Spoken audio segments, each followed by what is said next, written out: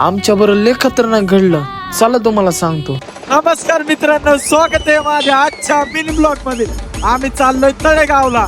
ते तुम्हाला सांगत नाही कशासाठी चाललोय, डायरेक्ट तुम्हाला दाखवतो. चला. लांब जायचं म्हणल्यावर घेतलं पहिलं पेट्रोल टाक. आपला नॅनो तर 80-90च्या स्पीडने पळवायला लागला. मग काय आपला गणेश आणि विजू भाऊ सोबतच होते. मस्तपैकी मावळातला आनंद घेत चाललो आम्ही पुढं. तुम्हाला बी ही नदी माहिती असेल तर कमेंट मध्ये नक्कीच सांगा. जाताना पडला अंधार आणि तेवढ्यात पाऊस बी पडला. आता काय करू काही समजत नव्हतं. तो आपल्या चिंचड गावात एवढा पाऊस नाही, पण इकडं एवढा पाऊस चालू आहे ना, काय सांगू आता. आम्ही फार भिजत चाललोय.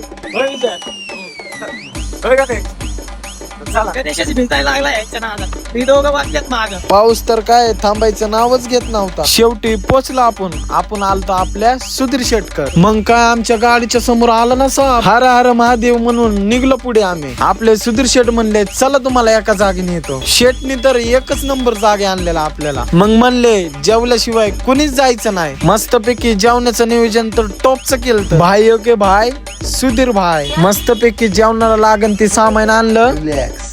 एन्जॉय मस्तपैकी लागले जेवण बनवायला. गणेश आणि विजय तर खूप एन्जॉय करत होते. मग काय पोट भरून जेवलो. नजारा तर एकच नंबर होता. पाऊस त्याच्यात एन्जॉय एकच नंबर. निघलो मग आम्ही घराकडे जायची तर इच्छा होतच नव्हती, पण काय करावं लागेल, काम होतं, जाव तर लागणारच. इसके जैसे हजार मिलेंगे वो हजार में ये नहीं मिलेंगा. आपले सुधीर भाऊ. मग काय भेटून वगैरे निघलो आम्ही घराकडे. लवकरच मावळातला बाकासूर राडा करणार. मग काय शेटने गाडी दिली, म्हणले भिजत कशाला जात आहो, गाडी घेऊन जावं. मग काय आम्ही गाडी घेऊन निघलो. वर्ण